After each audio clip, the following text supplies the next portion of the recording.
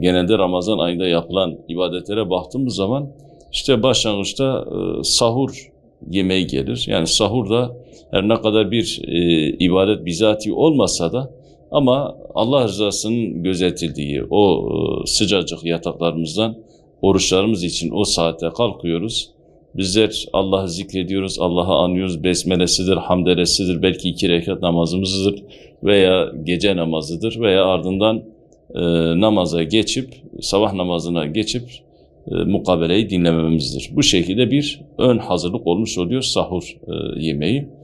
Tabii mukabele demişken bunu da biraz izah edeyim. Bizim her yıl Ramazan ayında bütün camilerimizde mukabeleler okunmakta. Mukabele dediğimiz şey Kur'an'ın karşılıklı olarak birini okuyup diğerini dinlemesi. Her yıl Peygamber Aleyhisselatü Vesselam ile Cebrail Aleyhisselam birbirlerine Kur'an-ı Kerim'i arz edip dinlerlerdi. En son Peygamber Aleyhisselatü Vesselam vefat edeceği yıl 2 defa Peygamber Aleyhisselatü Vesselam Cebrail Aleyhisselam'a Kur'an'ı arz etmiştir, mukabele yapmıştır, mukabelede bulunmuştur. Dolayısıyla mukabele de bir Peygamber Aleyhisselatü Vesselam'ın sünnetidir. Bizler de Kur'an-ı Kerim'den uzak durmamak adına bu ayda mukabeleleri takip etmeliyiz. Kendimize bir hatim en azından indirebilmeliyiz. Bir diğer husus da şu olmalı. Ramazan ayı geldiği zaman bizler Kur'an-ı Kerim'e daha fazla yoğunlaşıyor, daha fazla okuyoruz ibadet olması hasebiyle. Bizler aynı zamanda Kur'an-ı Kerim'in içermiş olduğu mesajlara da yoğunlaşmamız gerekir. Yani Kur'an-ı Kerim bizlere neyi anlatmakta, neyi ifade etmekte, Allah Celle Celaluhu bu kelamı bizlere neyi öğütlemektedir diye kişinin kendisini iç muhasebesini yaparak ona göre okuması, düşünerek, tedebbür, tezekkür ederek yani hayatıma acaba Kur'an-ı Kerim'in yansıması nedir, ne olması gerekir, olmuş mudur gibi sorular sorarak kişinin kendisini muhasebe çekmesi gerekir Ramazan ayı. Onun için mukabele önemlidir.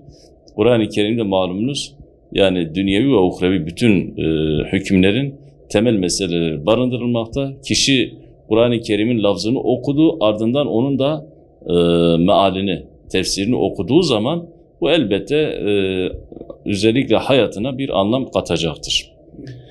Bir diğer husus malumunuz Ramazan ayı geldiği zaman insanların daha fazla rağbet ettiği ibadet teravih namazı. Teravih namazı tervihe kelimesinin kökünden gelmekte yani onun çoğuludur. Rahatlatma veya dinlenmeyi ifade eden bir kelimedir. 2'şer rekat teravih kılındığı zaman 10 adet dinlenme olmuş oluyor.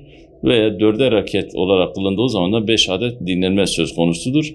O her 4 rekat veya her 2 rekat arasında yapılan dinlenmeye tervihe denildiği için birçok tervihenin ard arda gelişiyle teravih kelimesi de gelmiş oluyor. Bizler Peygamber Aleyhisselatü Vesselam'ın sünnetine uyarak cemaatimizle beraber her Ramazan ayında camilerimize teravihi eda etmekteyiz.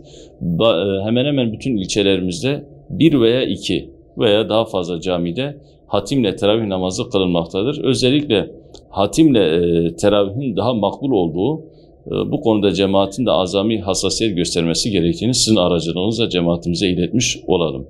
Bir diğer husus, malumunuz son birkaç yıldan beri aslında geçmişi uzun yıllara dayanan bir Enderun usulü teravih namazının kılınması ki bu yılda bizler Mevlana Celaleddin Rumi Camisi'nde yani Cuma'yı Cumartesi'ye bağlayan geceler Ramazan ayı boyunca Enderun usulü teravih namazı eda edilecektir. Dileyen kardeşlerimiz olursa, arzulayan kardeşlerimiz olursa, dostlarımız olursa oraya da gidebilirler. Acaba Enderun usulü teravih nasıl kılınıyor? Merak eden varsa en azından sizin aracılığınızla da onları yönlendirmiş olalım. Ramazan ayı ibadet ayıdır. Yani Kur'an-ı Kerim'in indirildiği aydır. Kur'an-ı Kerim hayat kitabıdır.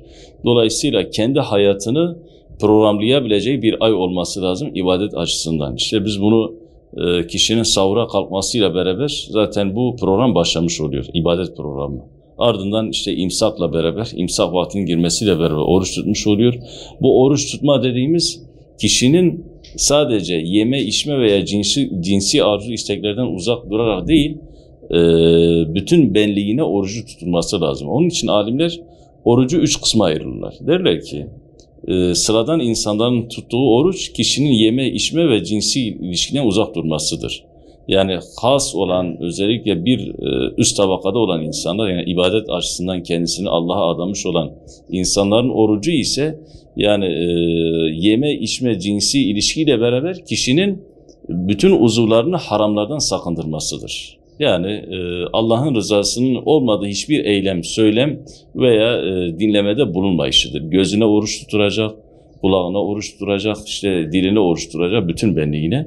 Bir üçüncü oruç ise bu da zor olan oruçlar, herkesin yapamayacağı, kişinin kendi düşüncesine oruç tutturmasıdır. Yani Allah'ın rızası olmayan düşüncelere kişinin kendisini uzak tutmasıdır. Bu da herkesin yapamayacağı ki yani takdir edersiniz zor bir durumdur. Çünkü insanın iç dünyasıyla alakalı olan bir şey. Sen o düşünceyi dahi bedeninden uzak tutacaksın.